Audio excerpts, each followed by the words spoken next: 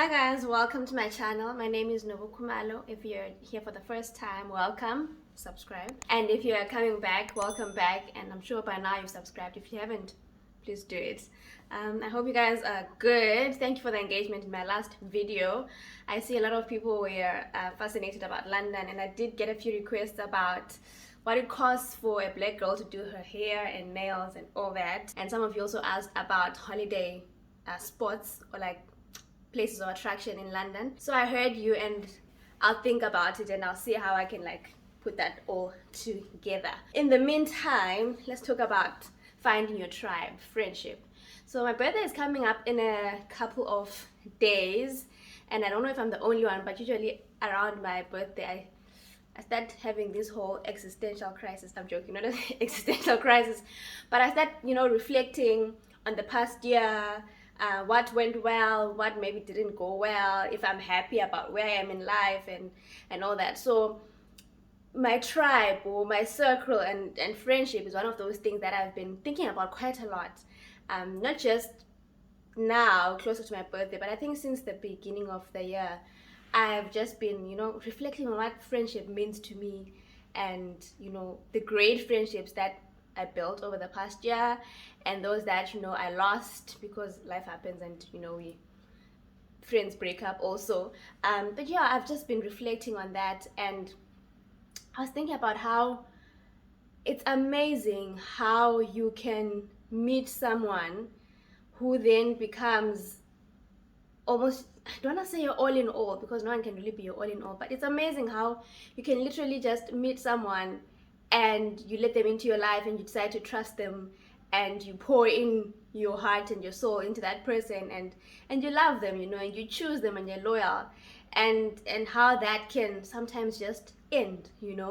Sometimes it can be that one thing that you can point to that broke the friendship, and other times it can be growing apart, be it distance or because your thoughts and your values around a lot of things are changing, and because we've trusted this person so much and we've let them into like our inner circle. When that happens, we close ourselves off to the world. Speaking from experience, I've been there where I'm like, you know what, screw friendship. The few that I have left are fine. I'm not even open to meeting anyone or forming more friends because what's the point? People are fake and all that, right? But one thing that I've learned is that no man is an island, and I think this verse, I'm gonna read you a verse here, captures it very well. The verse is Ecclesiastes chapter 4, verse 9 to 10. Let me read it here. So it says, "Two are better than one because they have a good return for their labor. If either of them falls down, one can help the other up, but pity anyone who falls and has no one to help them up." And this verse to me just says you need people in different ways. So sometimes we think our family is all that we need, which is well and fine, or we think our romantic partner is the only friend we need. Fine. But as human beings, we're social beings and we thrive from forming connections and forming communities and people who can help us around. And from experience, you know that there are some things that you've gone through that you haven't been able to talk to your family about for whatever reason, which you might need a friend for. And so I last year I decided to like open up myself to the possibility of friendship. I don't even think it was a conscious decision. I think the dominoes just fell in place, right? Everything just fell in place, and I found myself forming friendships and deepening other friendships, and it was just a beautiful experience. And in the past year, I've learned quite a bit about friendship, which is what I'm trying to share here. And the first thing is that friendship can form in the most unexpected way.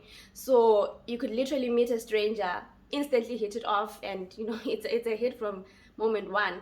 Sometimes it can be people who you've known for a while but weren't really your friends, and then something in common brings you together and you actually realize that this person is actually cool. And then other times it can literally be out of an unexpected tragedy that can cause two people to come together, share in the moment, be it grief or sadness, whatever, and a friendship forms out of that. However the friendship forms, it takes effort. The effort that we put into our relationships, our romantic relationships, we need to put the same effort into friendships. Effort looks different for different people, right? So for some people, effort means calling every day. it's fine for them. For others, effort means making sure that once a month or whatever, we just check in to make sure everything is going well. Effort is needed to keep any relationship alive, and you always know, right, if the friendship is mutual or if it's now one-sided, or if you're pulling and pushing on your own and the other person has, pulled away.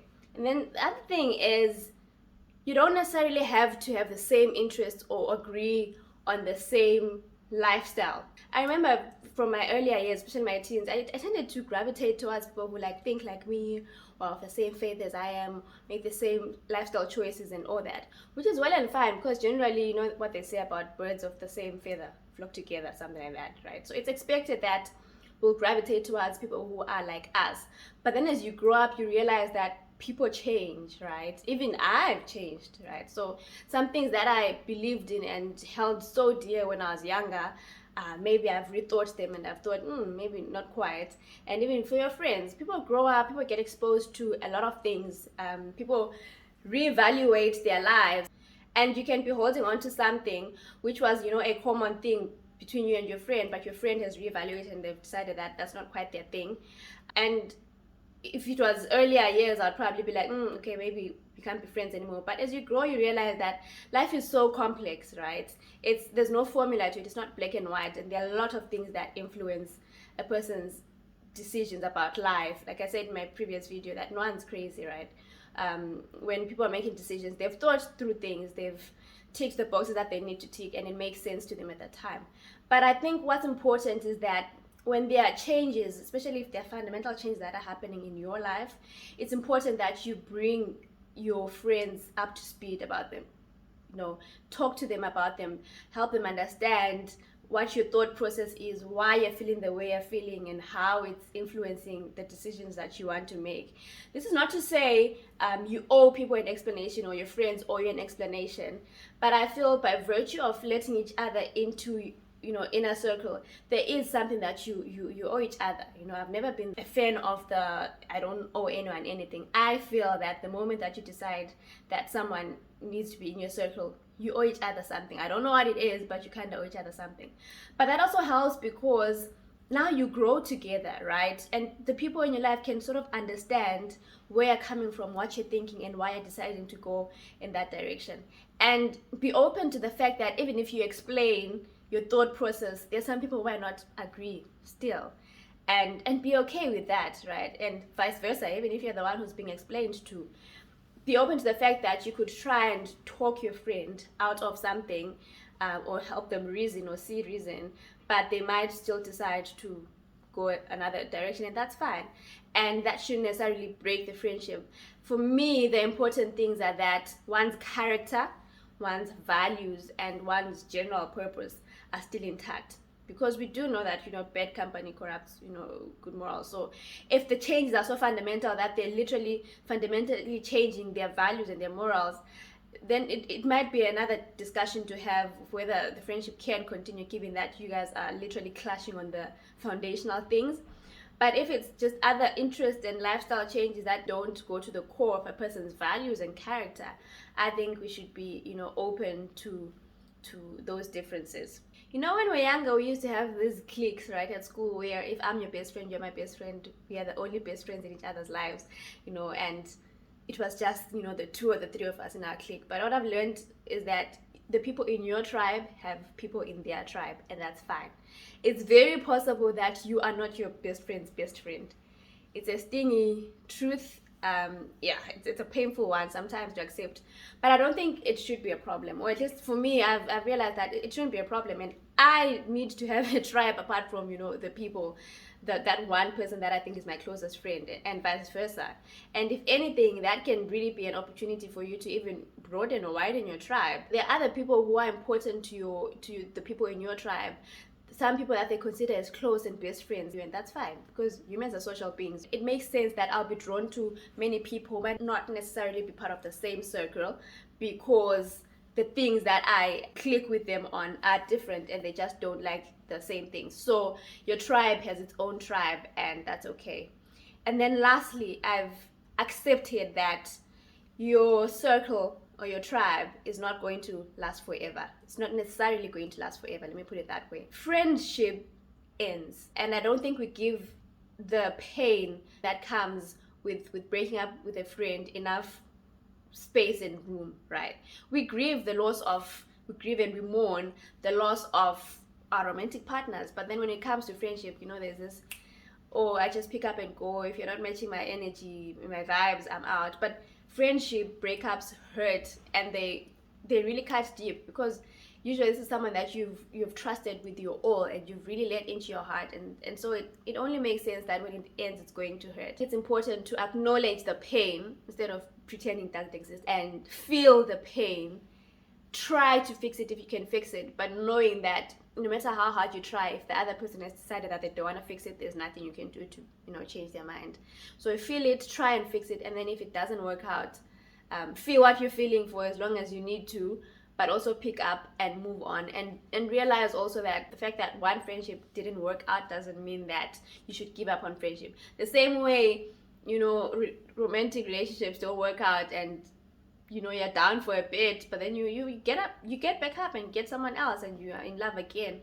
The same should be true for friendships. We should never allow the breakup of a friendship to close us off to the possibility of forming friends. And I've heard this quote that says, it's amazing how you haven't even met some of the people who are going to love you more than you've ever been loved before. And I think that's just mind-blowing. To wrap it all up, I'm going to read you something that I wrote about friendship earlier this year, a collection of my thoughts around friendship. So this is what I wrote. So, friends, I'm very cautious and conscious about using the word friend. I know and get along with a lot of people I value and I hold dear, but I don't call most of them friends. I do not fully give out that title. To me, a friend is someone who chooses me as much as I choose them, someone whose loyalty to me and vice versa I never have to question, even through the friction that occurs by virtue of being two fallible human beings trying to love each other. Because of that, I choose my friends cautiously and consciously. I don't happen upon friendship, neither does it happen to me. I let the interaction develop, grow, and mature into friendship. I then give my all and will go to the ends of the earth for my friends. I also have staying power, so I'm not one to easily walk out of my friendships. I fight for them. However, my cautious and consciousness means that the moment I don't feel chosen and valued, the moment I question one's loyalty, the moment I feel like I'm fighting for the friendship alone, I do not hesitate to remove myself and never go back. I will very gladly readjust that person's position in my life and give them their due position, acquaintance. It will hurt because of my love for them, but rather the pain of not having them around than the pain of questioning their love for me and my value to them. I do not stay where I'm not chosen and valued. I do not. And this has saved me a lot of heartache. I'm not going to spoil it by trying to explain it any further. I just hope that you open yourself up to friendship, that you love and choose the people in your life, that you put in the effort to nurture those friendships. And bigger than anything, that we will all be the friend that we want, right? So be the type of friend that you want to have. Thank you again for joining me. Please like the video, please share, and let's interact in the comment section. What has growing up taught you about friendship? What you wish you could do differently? And please subscribe if you haven't subscribed. Please share the channel and the video with the people in your circle, and let's help us grow. Thank you again. See you in my next video. Bye.